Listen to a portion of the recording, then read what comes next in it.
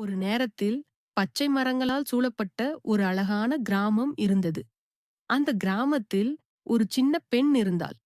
அவளுக்கு எல்லாம் தெரிந்து கொள்ள வேண்டும் என்ற ஆர்வம் அதிகம். தினமும் அவள் புதிய இடங்களை தேடி நடந்து போவாள். ஒரு நாள் அவள் விளையாடிக் கொண்டிருக்கையில் ஒரு பழைய கிணறைக் கண்டாள். அது வேறு விதமாக இருந்தது. அதன் விளிம்பில் பச்சை பசுமை படர்ந்திருந்தது. மேலும் அதன் நடுவில் ஒளிக்கதிர்கள் மினுக்கி பிரகாசித்தன. அந்த கிணறு மந்திரம் கொண்டது. ஆனால் அது எல்லாருக்கும் விருப்பத்தை நிறைவேற்றாது. அது ஒவ்வொரு நாளும் யாராவது ஒருவரின் நற்பண்பை பார்த்து அன்பும் கருணையும் கொண்டவர்களுக்கு மட்டுமே சின்ன சின்ன ஆசைகளை தரும். அந்த பெண் கிணற்றை சுற்றி சுத்திக் கொண்டே இருந்தாள்.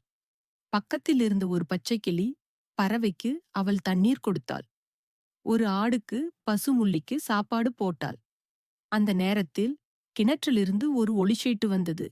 மெல்ல மெலிந்த ஒளி மேலே ஏறி அவளை சுற்றி வட்டமிட்டு ஆனந்தமாக ஆடியது. அந்த ஒளி ஒரு ஆசையை நிறைவேற்றியது. அது ஒரு பெரிய பரிசு இல்லை, ஆனாலும் அவளது நெஞ்சை மகிழ்வோடு நிரப்பியது. அந்த மகிழ்ச்சி அவளுக்கு மிகப்பெரிய மந்திரமே. அன்றைய தினத்திலிருந்து அவள் தினமும் நல்லது செய்தாள். நாய்க்குட்டிக்கு பால் கொடுத்தாள், பழையவர்களுக்கு உதவினாள், மரங்களை வளர்த்தாள். மந்திரக் கிணறும் தினமும் ஒளி வீசியது. அது மகிழ்ச்சியின் மர்மம்.